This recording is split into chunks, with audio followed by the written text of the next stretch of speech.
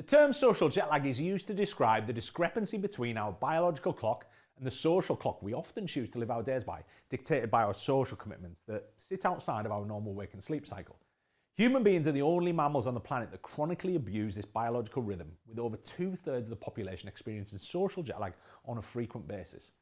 Circadian misalignment occurs when there is a mismatch between environmental time and the body's internal clock, and is typically observed in people who fly across continents, shift workers, and people who choose to have drastically irregular sleep and wake patterns. This circadian misalignment is linked to acute effects such as poor quality and shorter sleep, impaired alertness, poor physical and cognitive performance, hypertension, and amongst other things, an abnormal inflammatory status. Long term, it's associated with a higher risk of obesity, diabetes, metabolic syndrome, cancer, cardiovascular disease, cognitive impairment, Alzheimer's, and various other things. So let's think about segmenting your 24-hour day into thirds. Human beings have 16 waking hours to play with, so the first 2/3, in which you would expect around 12 hours of that to be in a well-lit environment. The other third should be spent in darkness and sleeping. Simple, right? The moment that adequate light hits your optic nerve, that biological clock starts ticking like a stopwatch. We start that 16-hour waking block. So waking up in a dark environment and remaining in a poorly lit space means that that trigger fails to get pulled. Our body then stays in that 8-hour darkness block and continues to do the jobs that it typically do in that block.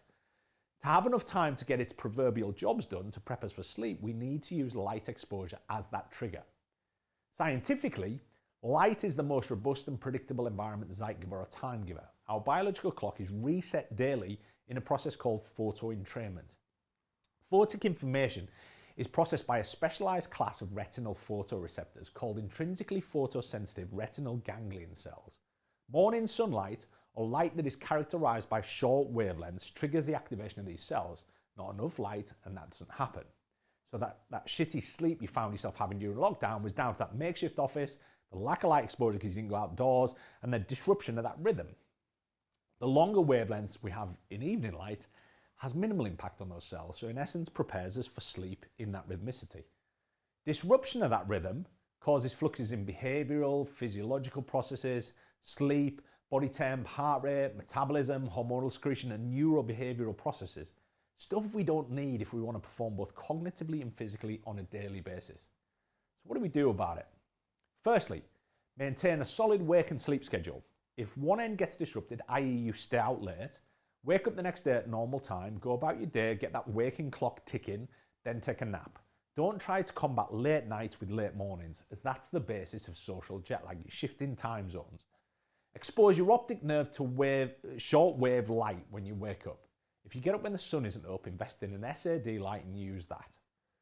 Make sure your working environment is either fed with natural sunlight or bulbs that emit adequate shortwave light. You might need to move your office, change it to the other side of the house or the office or whatever it might be. 12 hours in, start to reduce your light exposure and that shortwave light particularly. Utilize tools to reduce that exposure. Trade up your LED lit devices for OLED, get some blue light blockers, use your blinds, curtains, and get into the habit of staying away from anything that emits high amounts of light after that time. And make sure that your days involve movement. Movement behind light is the second most robust zeitgeber of the circadian clock. It helps to re-establish its base. Take a leaf from Dwayne The Rock Johnson's book. If you're traveling across time zones, manage that light and hit the gym when you land. Sleep well, everybody.